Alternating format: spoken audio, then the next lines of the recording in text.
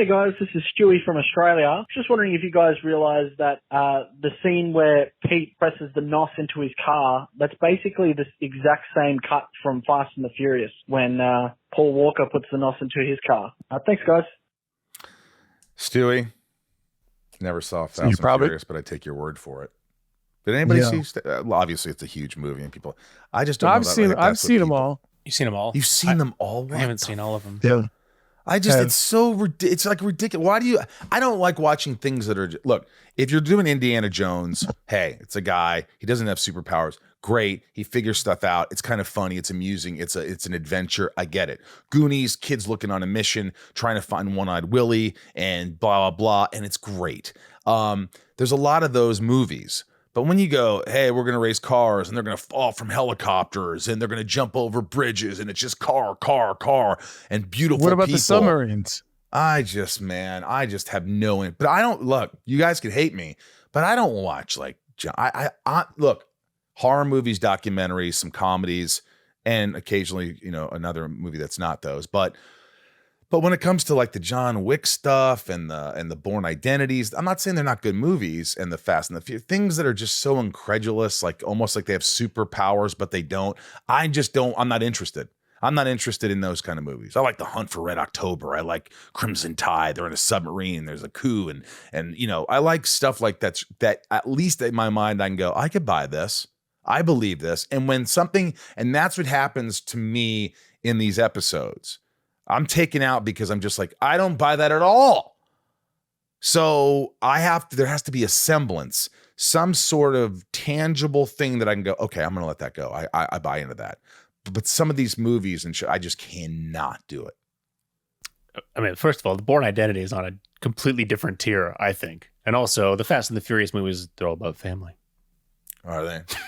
Yeah. No, Bourne Identity, I watched the first one and I was like, that was good. It was really good. But I was like, it's too much for me.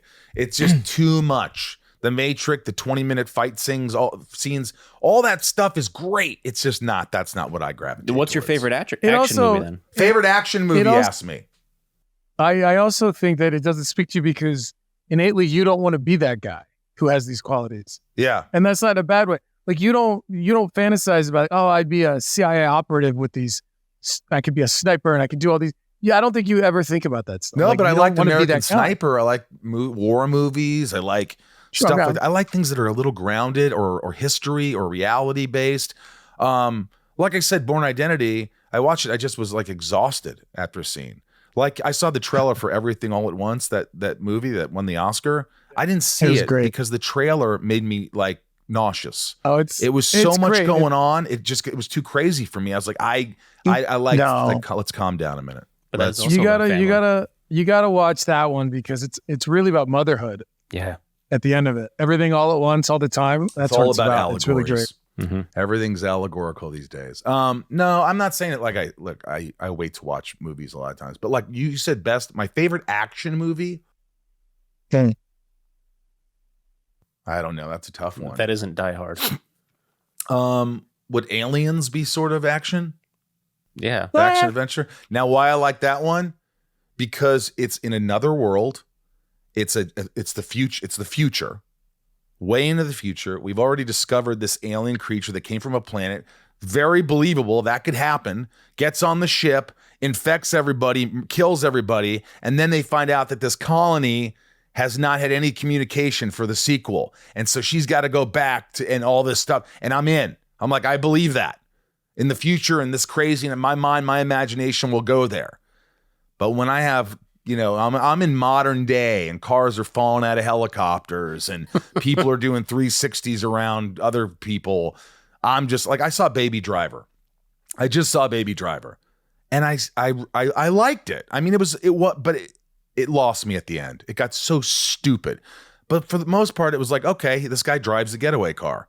I go, okay, that's believable. Then then it gets nuts at the end. But anyway, Tom, what's your favorite action movie? I have no idea. I love action movies. I watch almost every action movie.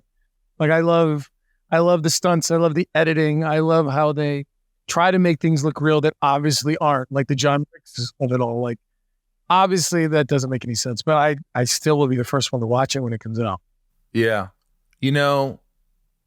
Like First Blood, Rambo First Blood. I bought into it because this was this veteran who came back to this town and people were treating him like crap and he has to defend himself, and I bought it. But then when it started getting into Rambo 2 and 3 and 4, I didn't give a shit. I'm like, I don't need to see this. It's the same thing. No, I thought that was good. I love Commando. That was kind of this, futuristic, the chopper. Yeah, but then it got stupid. Most of these movies get just stupid. Most sequels are stupid. Predator. How many great sequels are there? I can name you a million that aren't. Empire Strikes Back. Empire Strikes Back could be one of the best sequels in history. Aliens, one of the best in history. One of the toughest things about sequels is the first films spend half or 75% about character. And then there's a climax of action that closes out the film. Then they jump into the sequel and they're like, now we have to make 75% more of a movie than we did the last time with no character. And so there are a lot of times they're just trying to fit it in. We've seen Indiana Jones, the Star Wars, all those things. If you're in, you're in. Like, I'm not a big Star Wars guy. It just doesn't speak to me, but I can watch Indiana Jones for some reason. It's like, that's all fine. Yep.